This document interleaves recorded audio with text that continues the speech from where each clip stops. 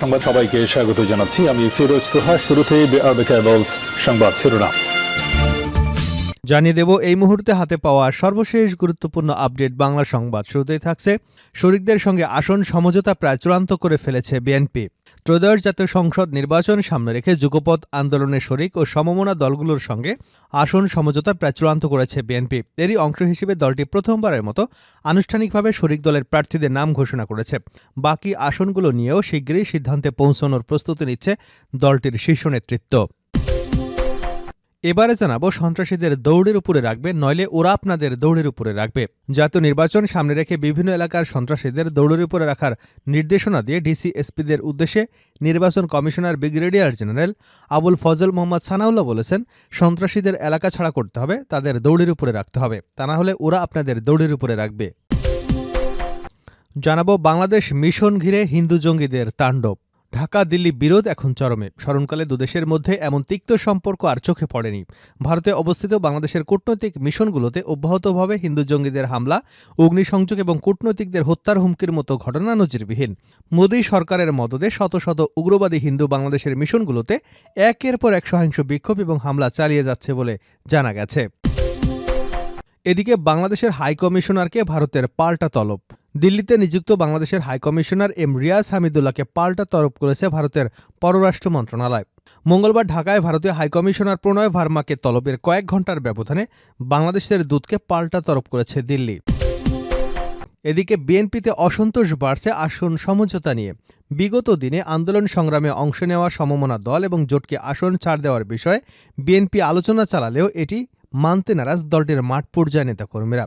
বেশ কয়েকটি আসনে বিএনপি বিক্ষুব্ধ নেতারা স্বতন্ত্র প্রার্থী দেওয়ার ঘোষণা দিয়েছেন। এতে মিত্র দলের নেতারা অসন্তোষ প্রকাশ করলেও বিএনপির শীর্ষ নেতারা বলছেন, সব ঠিক হয়ে যাবে। এবং সর্বশেষ জানাবো আন্তর্জাতিক সংবাদ। তুরস্কে বিমান দুর্ঘটনায় লিবিয়ার সেনাপ্রধান নিহত। তুরস্কের রাজধানী আঙ্কারার কাছে বিমান দুর্ঘটনায় লিবিয়ার সেনাপ্রধান মোহাম্মদ আলী আহমেদ আল হাদ্দাদ এবং তার সঙ্গে থাকা 4 লিবিয়ান কর্মকর্তা নিহত হয়েছেন। বিষয়টি নিশ্চিত করেছেন লিবিয়ার প্রধানমন্ত্রী আব্দুল হামিদ ডেবেইবা। এতক্ষণ শুনছিলেন সংবাদ শিরোনাম, এবার থাকছে বিস্তারিত সংবাদ।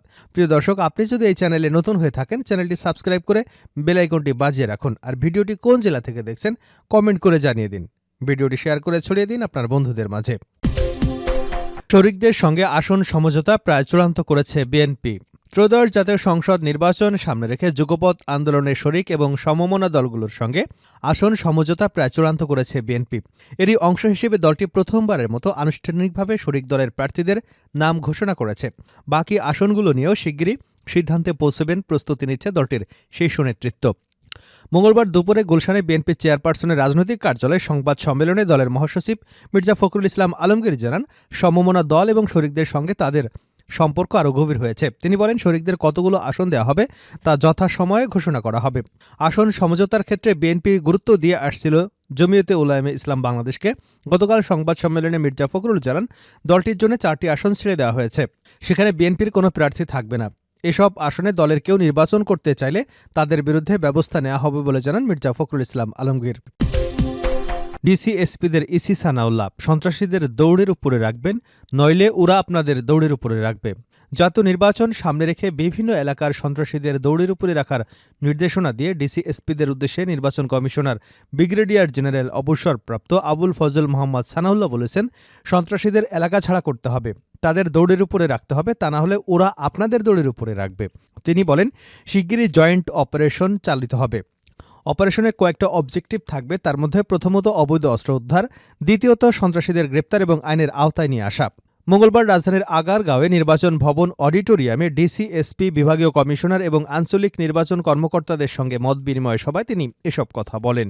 সভার শুরুতে প্রধান নির্বাচন কমিশনার এম নাসির উদ্দিন গুলিতে নিহত শরীফ ওসমান হাদির রুহের শান্তি কামনা করেন এবং তার শোক সন্তপ্ত পরিবারের প্রতি সমবেদনা জানান।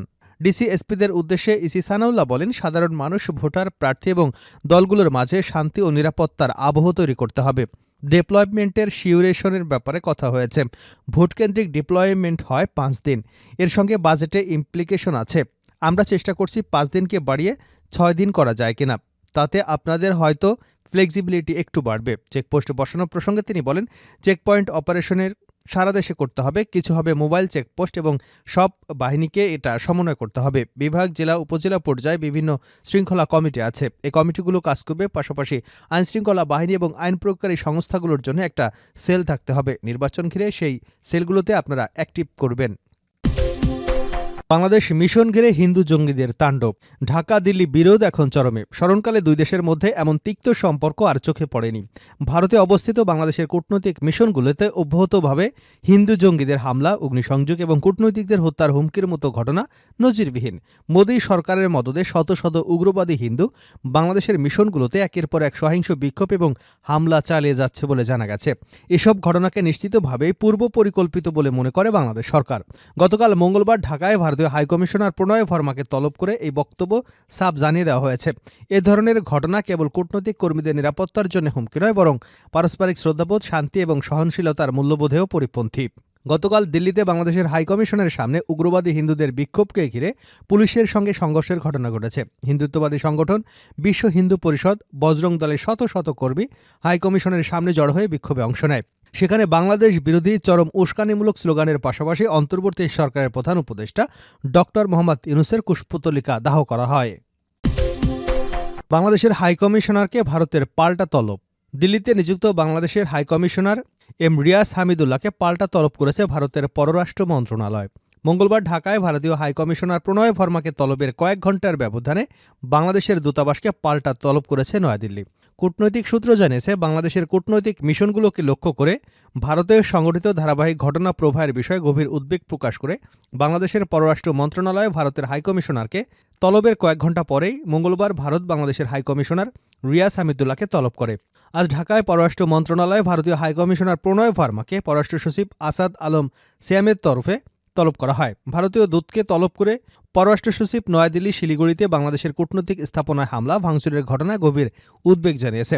একই সঙ্গে দেশটিতে থাকা বাংলাদেশের কূটনৈতিকদের নিরাপত্তার বিষয়ে জোর দেওয়া হয়েছে। এর আগে 14 ডিসেম্বর প্রণয় ভার্মাকে পররাষ্ট্র মন্ত্রণালয় তলব করা হয়েছিল।